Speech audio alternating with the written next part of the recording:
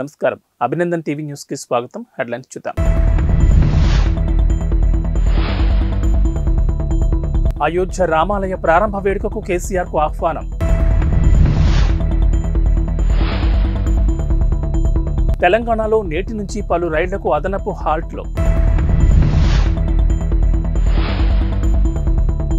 తెలంగాణ ప్రభుత్వం ఈ నెల 22న సెలవు ప్రకటించాలి. ఎన్వీఎస్ఎస్ ప్రభాకర్. ఈ నెల 22న కోట్లాది మంది హిందువుల దశాబ్దాల కాలం నెరవేరబోతోంది. అయోధ్య రామ మందిరంలో రాముడి విగ్రహ ప్రాణప్రతిష్ఠ కార్యక్రమం జరగబోతోంది. ఈ కార్యక్రమానికి ఇప్పటికీ ఎంతో మంది ప్రముఖులకు ఆహ్వానాలు అందాయి. తాజాగా తెలంగాణ మాజీ ముఖ్యమంత్రి కేసీఆర్ కు అయోధ్య కార్యక్రమానికి ఆహ్వానం అందింది. అయోధ్య వేడుకకు హాజరు కావాలని శ్రీరామ జన్మభూమి తీర్థక్షేత్ర ట్రస్ట్ కేసీఆర్ను ఆహ్వానించింది. అయితే ఇటీవల కేసీఆర్ కు తుంటి ఎముక ఆపరేషన్ జరిగింది. ఇప్పుడిప్పుడే ఆయన చేతికర్రతో నడవడం ప్రాక్టీస్ చేస్తున్నారు. ఈ నేపథ్యంలో ఆయన అయోధ్యకు వెళ్లడం దాదాపు అసంభవమని చెప్పాలి. మరోవైపు చంద్రబాబు, పవన్ కళ్యాణ్లకు కూడా ఇప్పటికే ఆహ్వానాలు అందాయి. ఇప్పటికే దేశం మొత్తం శ్రీరామ నామస్మరణతో మునిగి తేలుతోంది. ఈ కార్యక్రమాన్ని టీవీ లైవ్ ద్వారా లేదా ప్రత్యక్షంగా వీక్షించేందుకు ఇప్పటికే పలు రాష్ట్రాలు 22న సెలవు ప్రకటించాయి. శిల్పి యోగరాజ్ చెక్కిన బాలరాముడి విగ్రహాన్ని అయోధ్యలో ప్రతిష్ఠించనున్నారు. ఇప్పటికే విగ్రహం ఆలయంలోని గర్భగుడిలో కొలువుదీరింది. విగ్రహ ప్రాణప్రతిష్ఠకు అవసరమైన క్రతువులు కొనసాగుతున్నాయి. రైల్వే శాఖ కీలక అప్డేట్ ఇచ్చింది. శనివారం నుంచి ప్రయోగాత్మకంగా 6 నెలల పాటు తెలంగాణలో పలు రైళ్లకు అదనపు హాల్ట్లు ఇస్తున్నట్లు తెలిపింది.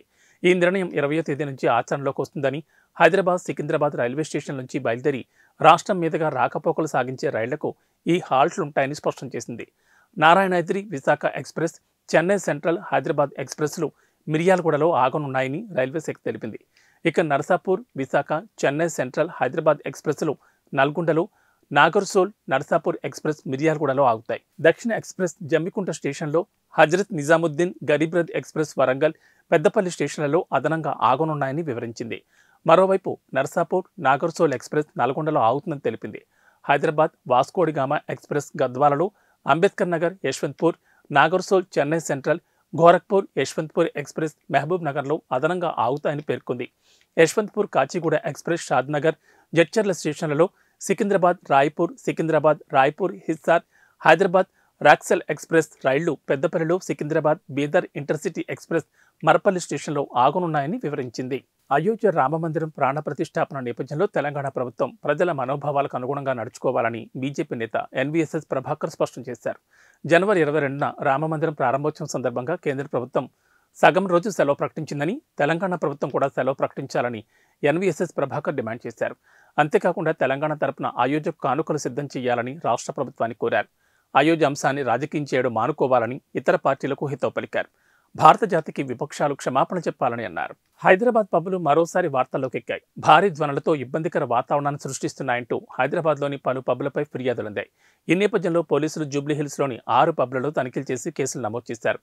Club rogue, port pub, hello cocktail, Pat Fijian, 040 పబ్లతో పాటు మరో పబ్ కూడా నిబంధనలు అతిక్రమిస్తున్నట్లు గుర్తించారు.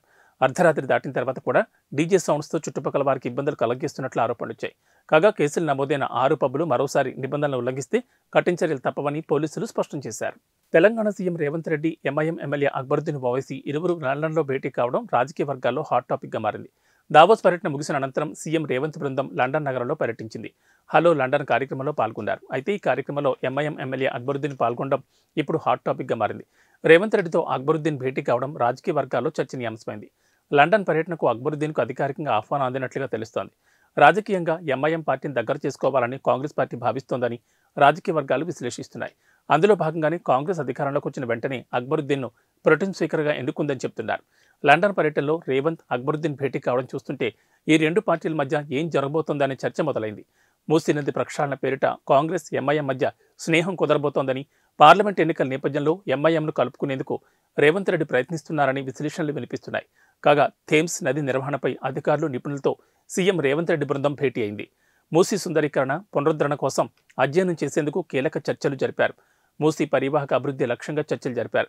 థేమ్స్ నది చరిత్ర, సుందరీకరణలో ఎదురైన సవాళ్ల గురించి సీఎం రేవంత్ అడిగి తెలుసుకున్నారు. హైదరాబాద్లోని ఇండియన్ ఇమ్యూనాలజికల్స్ లిమిటెడ్ సంస్థ తాజాగా హెపటైటిస్ ఏ వైరస్ నిరోధక టీకాను ఆవిష్కరించింది. దేశంలోని ప్రముఖ biopharmaceutical company national dairy development board అనుబంధ సంస్థ ఐఐఎల్ హెవిష్యూర్ పేరిట ఈ టీకాను తయారు చేసింది. శుక్రవారం నగరంలోని హయత్ ప్లేస్ హోటల్లో జరిగిన ఓ కార్యక్రమంలో ఈ టీకాను లాంచ్ చేశారు. ప్రజారోగ్యంలో ఇదొక చారిత్రాత్మక ఘట్టంగా సంస్థ అభివర్ణించింది. హెపటైటిస్ ఏ నిర్మూలనకు భారత్ చేస్తున్న పోరాటంలో హవిష్యూర్ ఓ కీలక ముందడుగని IIL MD doctor K Anand Kumar తెలిపారు. పూర్తి స్వదేశీ పరిజ్ఞానంతో రూపొందించిన టీకా ఇదేనని చెప్పారు. తమ శాస్త్రవేత్తలు, పరిశోధకుల బృందం అంకిత భావంతో జరిపిన విస్తృత పరిశోధన, అధ్యయనాల ఫలితమే ఈ కొత్త తరం టీకా అని చెప్పుకొచ్చారు. కలుషిత ఆహారం, తాగునీరు కారణంగా హెపటైటిస్ సోకుతోందని, ఇది తీవ్రమైన అంటువ్యాధని పరిశోధకులు తెలిపారు. నోరు మలమార్గం ద్వారా సోకుతుందని వివరించారు. హెపటైటిస్ వ్యాధి కాలేయానికి సోకకుండా ఈ టీకా నివారిస్తుందని వివరించారు. అయోధ్య రామమందిర ప్రసాదం పేరుతో తమ ప్లాట్ఫామ్లో స్వీట్లు విక్రయిస్తున్న సంస్థలపై ఈ కామర్స్ దిగ్గజం అమెజాన్ చర్యలు తీసుకుంది. విక్రేతదారుల సేల్స్ ఆప్షన్ను తొలగించింది. అమెజాన్లో కొందరు వ్యాపారులు శ్రీరామ్ మందిర్ అయోధ్య ప్రసాదం పేరుతో స్వీట్లు విక్రయిస్తూ వినియోగదారులను మోసం చేస్తున్న విషయం తన దృష్టికి రావడంతో వినియోగదారుల హక్కుల పరిరక్షణ సంస్థ సెంట్రల్ కన్జ్యూమర్ ప్రొటెక్షన్ అథారిటీ అమెజాన్కు నోటీసులు పంపింది. వారం రోజుల్లో నోటీసులకు స్పందించాలని, లేదంటే వినియోగదారుల రక్షణ చట్టం 2019 కింద తీసుకోబోయే చర్యలకు సిద్ధంగా ఉండాలని హెచ్చరించింది. ఈ నోటీసులపై అమెజాన్ స్పందించింది. CCPA నుంచి నోటీసులు అందాయని, ఆయా సెల్లర్లపై తమ విధానాలకు అనుగుణంగా చర్యలు తీసుకుంటామని అమెజాన్ అధికార ప్రతినిధి తెలిపారు. సెల్లర్ల సేల్స్ ఆప్షన్ను తొలగించినట్లు చెప్పారు. అయోధ్య రామమందిర ప్రారంభోత్సవం నేపథ్యంలో కొందరు వ్యాపారులు దానిని సొమ్ము చేసుకోవాలని భావించి రఘుపతి ఘీ లడ్డు, అయోధ్య రామ్ మందిర ప్రసాదం, ఖోయా కోబీ లడ్డు, రామ్ మందిర్ అయోధ్య ప్రసాదం, స్వదేశీ ఆవు పేడ పేరుతో అమెజాన్లో విక్రయిస్తున్నారు. CCPA నుంచి నోటీసులు రావడంతో ఇప్పుడు వీటి సేల్స్ను అమెజాన్ నిలిపివేసింది. ప్రముఖ యువ హీరో విజయ్ దేవరకొండ తనపై వస్తున్న రూమర్లపై స్పందించారు. కొన్ని మీడియా సంస్థలు ఎప్పుడూ తన చుట్టూ తిరుగుతూ ఉంటాయని, తాను కనిపిస్తే చాలు పెళ్లి చేసేయాలని చూస్తున్నాయని వ్యంగ్యాన్ని ప్రదర్శించారు. ఇలాంటి రూమర్లు తనపై వస్తూనే ఉన్నాయని, ప్రతి 2 ఏళ్లకోసారి నాకు పెళ్లి చేయాలని కొన్ని మీడియా సంస్థలు భావిస్తున్నాయని ఎద్దేవా చేశారు. ఎప్పట్లాగానే ఇటీవల విజయ్ దేవరకొండ, రష్మికపై కొన్ని ఊహాగానాలు వచ్చాయి. వీటి గురించే విజయ్ దేవరకొండ ఈ విధంగా స్పందించినట్లు తెలుస్తోంది. రూమర్లలో పేర్కొన్నట్లుగా ఫిబ్రవరిలో తనకు నిశ్చితార్థం ఏమీ జరగడం లేదని, పెళ్లి కూడా జరగడం లేదని వివరణ ఇచ్చారు. TNGOలు గర్జించే సింహాలని, అవసరం వచ్చినప్పుడు ప్రభుత్వాలను మార్చే శక్తిగల సంఘమని జిల్లా అధ్యక్షుడు దారం శ్రీనివాసరెడ్డి అన్నారు. కరీంనగర్ జిల్లా తిమ్మాపూర్ మండలం LND కాలనీలో గల వెంకటేశ్వర స్వామి ఆలయ ఆవరణలో TNGO ఆధ్వర్యంలో రూపొందించిన 2024 క్యాలెండర్ను LMD యూనిట్ అధ్యక్షులు పోలు కిషన్తో కలిసి ఆయన ఆవిష్కరించి నూతన కార్యవర్గాన్ని సన్మానించారు. ఈ సందర్భంగా ఉద్యోగులను ఉద్దేశించి ఆయన మాట్లాడారు. గత ప్రభుత్వ హయాంలో జీతాలు, బిల్లులు, రీయింబర్స్మెంట్ రాక సివిల్ దెబ్బతిని ఉద్యోగులు గోసపడి కన్నీళ్లు పెట్టుకున్నారని, ఎలా బొందపెట్టాలో తెలిసి అది మొన్న చూపించడం జరిగిందన్నారు. ఈ కాంగ్రెస్ ప్రభుత్వ హయాంలో ఉద్యోగ సమస్యలు పరిష్కారం అవుతాయని, OPS పెన్షన్ విధానం అమల్లోకి వస్తుందనే ఆశాభావాన్ని వ్యక్తం చేశారు. సంఘం పిలుపునిస్తే ఉద్యోగులందరూ ఐక్యంగా ఉండి తరలివచ్చి తమ సమస్యలను పరిష్కరించుకోవాలని పిలుపునిచ్చారు. ఉద్యోగులుగా తాము కష్టపడి పనిచేస్తామని, తమను కన్నీళ్లు పెట్టనివ్వొద్దని ప్రభుత్వాన్ని కోరారు. తాము ప్రజలకు, ప్రభుత్వానికి వారధిలా ఉండి సంక్షేమ, అభివృద్ధి విషయంలో ముందుంటామని తెలిపారు. 74 ఏళ్ల చరిత్ర కలిగిన TNGO సంఘం రాజకీయ ప్రయోజనాలకు కాకుండా ఉద్యోగుల కోసం పనిచేస్తుందని అన్నారు. సంఘ నాయకులు బాధ్యతగా ఉండాలని సూచించారు. ఈ కార్యక్రమంలో TNGO జిల్లా కార్యదర్శి సంగెం లక్ష్మణరావు, LMD కార్యదర్శి అంబట్ నాగరాజు, పుప్పాల అశోక్ రెడ్డి, వంటెల రవీందర్ రెడ్డి, రాగే శ్రీనివాస్, ప్రసాద్ రెడ్డి, వంటెల వెంకటరెడ్డి, రాజేష్, హర్మీందర్ సింగ్, సుమన్, రాఘవరెడ్డి, పవన్, అస్గర్, రామస్వామి, NTPAలు వెంకటేశ్వరరావు, లక్ష్మణ్, 4th క్లాస్ అధ్యక్షుడు రాజయ్య, ఉద్యోగులు తదితరులు పాల్గొన్నారు.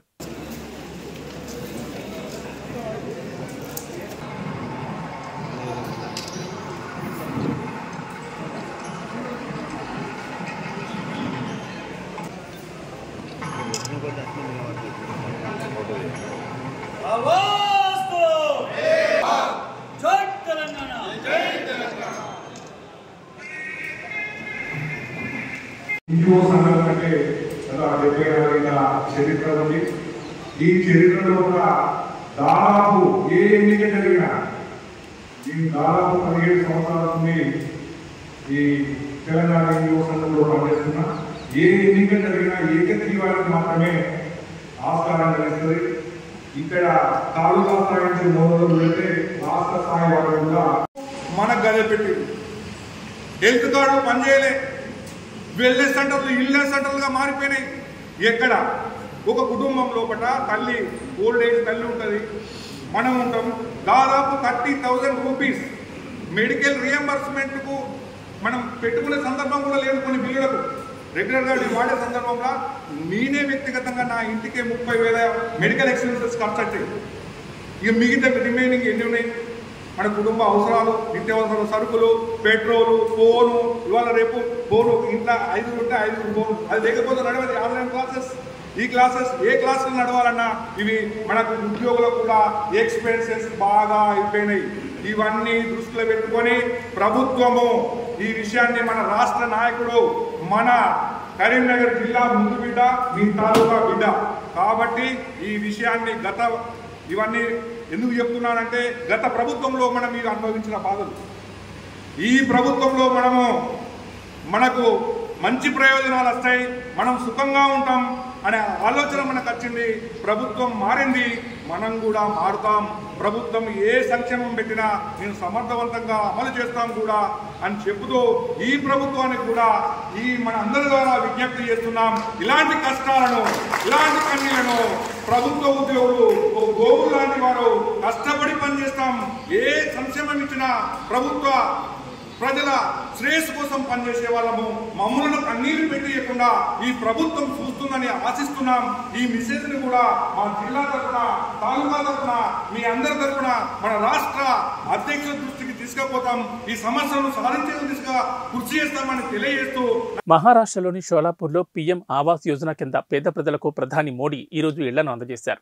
ఈ సందర్భంగా ఆయన ప్రసంగిస్తూ తీవ్ర భావోద్వేగానికి గురయ్యారు. తన బాల్యం నాటి రోజులను గుర్తు చేసుకుని కన్నీటి పర్యంతమయ్యారు. తన చిన్నతనంలో తనకు కూడా ఇలాంటి ఇంట్లో నివసించే అవకాశం వస్తే ఎలా ఉండేదో అనే ఆలోచన వస్తుందని చెప్పారు. పీఎం ఆవాస్ యోజన కింద నిర్మించిన అతిపెద్ద సొసైటీని ప్రారంభించామని, 2014లో తాను ఇచ్చిన హామీ నెరవేరడం సంతోషదాయకమని చెప్పారు. ఈ ఇళ్లను చూడగానే తనకు తన బాల్యం గుర్తొచ్చిందని అన్నారు. ఈ నెల 22న అయోధ్య రామమందిరం ప్రారంభోత్సవం సందర్భంగా ప్రతి ఒక్కరూ తమ ఇళ్లలో రామజ్యోతి వెలిగించాలని మోడీ పిలుపునిచ్చారు. మన విలువలు, కట్టుబాట్లను గౌరవించాలని శ్రీరాముడు బోధించాడని, ఆయన నిజాయితీని తమ ప్రభుత్వం ఆదర్శంగా తీసుకుందని చెప్పారు. రాముడి బాటలో నడుస్తూ పేదల సంక్షేమం, వారి సాధికారత కోసం పనిచేస్తున్నామని అన్నారు. చిట్ట చివరి వ్యక్తికి కూడా అభివృద్ధి ఫలాలు అందాలనేది తమ కోరికని చెప్పారు. ఇవి బులెటిన్ విశేషాలు. నమస్కారం.